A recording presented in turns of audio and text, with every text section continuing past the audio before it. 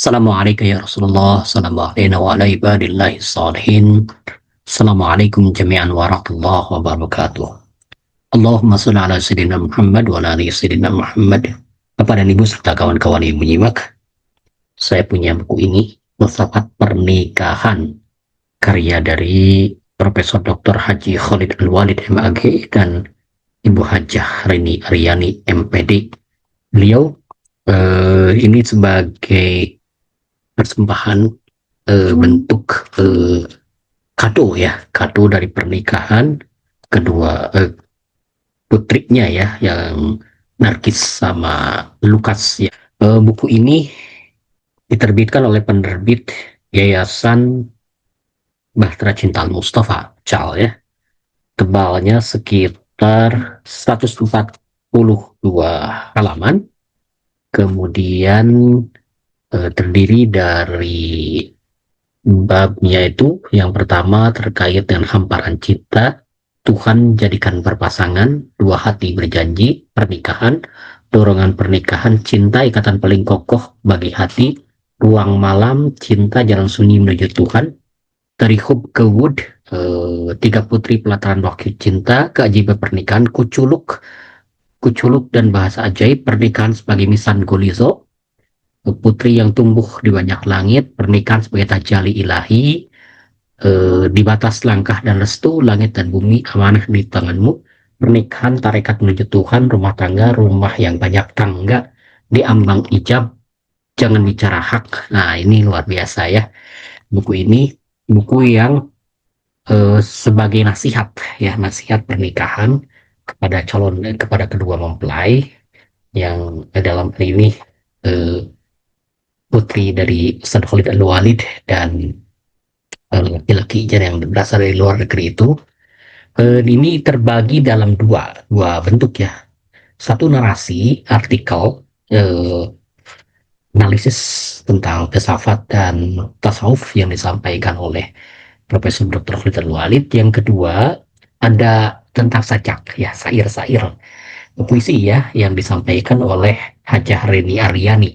Jadi perpaduannya luar biasa. Kedua orang tua ini, Ustadz Khalid dan Ibu Reni ini betul-betul memadukan dua kekuatan sastra dan kekuatan filsafat. Luar biasa. Yang saya baca dari ini, alhamdulillah saya sudah membacanya, saya melihat bahwa dominasi pemikiran Ibnu Arabi itu sangat kental sekali.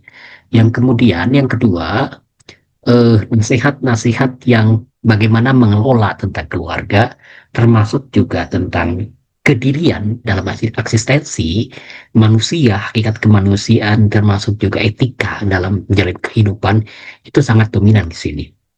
Tapi tetap saja karena beliau penulis buku ini adalah seorang filsuf dan juga kecenderungan pada tasawuf, jadi lebih kuat, kecenderungan tasawufnya lebih kuat, filsafatnya dengan bahkan ada uraian-uraian yang terkait dengan aspek-aspek yang berasal dari Al-Quranul Karim, seperti misalnya Golizo itu termasuk kutipan-kutipan dari Al-Ghazali ya.